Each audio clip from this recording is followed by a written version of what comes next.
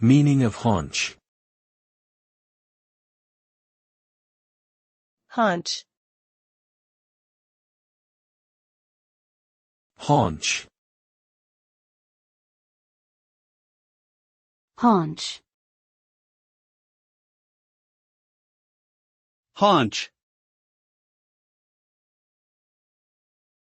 Haunch refers to the hip and upper thigh area of an animal, or the corresponding part of a human's body. It is located between the waist and knee and is typically used to describe the hind legs of quadrupedal animals such as horses, dogs, and cattle. The haunch provides essential support for movement and jumping, and is considered a crucial element in athletic performance.